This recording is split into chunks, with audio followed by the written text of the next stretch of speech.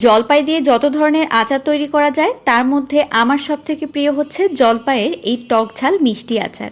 এই আচারটা সাদা ভাত থেকে শুরু করে খিচুড়ি, পোলাও সব কিছুর সাথেই কিন্তু ভীষণ ভালো লাগে। প্রথমে একটা মশলা তৈরি করে নিব। তার জন্য 2 চা চামচ পরিমাণ নিয়ে নিচ্ছি পাঁচফোড়ন, আর তার সাথে 7-8টার মতো শুকনা মরিচ। এগুলোকে শুকনো খোলাতে ভালোভাবে একটু টেলে নিব। তারপর ব্লেন্ডারে একটু আধা ভাঙা করে গুঁড়া করে নিব। একেবারে মিহি গুঁড়া কিন্তু করা যাবে না। তো মশলাটা ভাজা হয়ে গিয়েছে, আমি ঠান্ডা করে তারপর গুঁড়া করে নিয়েছি। এখানে 1.25 কাপের মতো সরিষার তেল দিয়ে নিচ্ছি। তার মধ্যে দিয়ে দিব 1 চা চামচ পরিমাণে পাঁচফোড়ন, তার সাথে 2টা শুকনা মরিচ একটু ভেঙে দিয়ে দিচ্ছি।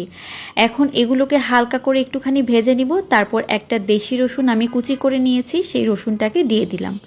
তো এখন এই রসুনটা হালকা করে ভেজে নিব। আর তারপর দিয়ে দিব 1 চা চামচ পরিমাণে হলুদ সরিষা বাটা। সরিষা বাটা কিন্তু অবশ্যই ব্যবহার করবেন, তবে কালো সরিষা না, হলুদ সরিষাটাই আপনাদের ব্যবহার করতে হবে। তো এখন আমি এটাকে ভালো করে একটুখানি ভেজে নিব। যখন খুব সুন্দর একটা সুঘ্রাণ আসবে এই সরিষা আর রসুনের, তখন এখানে 2 কাপ পরিমাণ দিয়ে দিব চিনি। তো চিনিটা এখন এই তেলের মধ্যে জাস্ট একটু নেড়েচেড়ে হালকা করে ভেজে নিব। আর তারপর আমি এখানে দিয়ে দিব 1/2 কাপ পরিমাণে ভিনেগার। এই আচারে কিন্তু কোনোভাবেই পানি ব্যবহার করবেন না। পানি ব্যবহার না করে এই পদ্ধতিতে বানালে এই আচার 2 বছর পর্যন্ত ভালো থাকবে। আমার কাছে প্রায় 1 বছর আগের আচার এখনও আছে। তো আমি সবসময় আচারটা একটু বেশি করে বানাই। আচারটা ভালোও থাকে, অনেক দিন 2 বছরের মতো ভালো থাকে। তো 1/2 কাপ পরিমাণ ভিনেগার দিয়ে দিলাম। তো ভিনেগার দিয়ে ভালোভাবে এটাকে নেড়ে মিশিয়ে নিলাম। এখন চিনিটা একটু গলে আসলে এখানে দিয়ে দিব 1 কেজি পরিমাণে জলপাই। তো জলপাইটাকে কিন্তু আমি এরকম গায়ে একটু দাগ কেটে নিয়েছি, এতে করে খুব সহজেই ভিতরে মশলা ঢুকবে আর আচারটা খেতে ভালো লাগবে। এই আচার যত বয়মের ভিতর থাকবে তত কিন্তু আচারের স্বাদটা বাড়বে।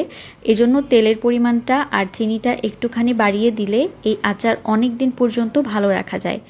তো এরপর দিয়ে দিচ্ছি 2 চা চামচ পরিমাণে শুকনা মরিচের গুঁড়া। যেহেতু টক ঝাল মিষ্টি আচার, তাই মরিচের গুঁড়াটা এখানে ব্যবহার করছি। তো তারপর ভালোভাবে একটু মিক্স করে নিব। আর এরপরে এখানে দিয়ে দিব লবণ। তো লবণটা আমি স্বাদ মতো দিয়ে দিচ্ছি এখানে। তো লবণ ব্যবহার করেছি আমি 1 চা চামচ পরিমাণে। এই আচারে আমি কোনো ধরনের হলুদ ব্যবহার করি না। তো এবার মিডিয়াম জালে এই আচারটাকে অনেকক্ষণ ধরে জাল দিতে হবে, যতক্ষণ পর্যন্ত না চিনিটা একটু আঠালো হয়ে আসে। তো তারপর আমি যে শুকনা মশলাটা ভেজে রেখেছিলাম সেটা আধা ভাঙা করে নিয়েছি, সেই মশলাটাকে দিয়ে দিলাম। তো এবার ভালোভাবে নেড়েচেড়ে এটাকে মিক্স করে নিব।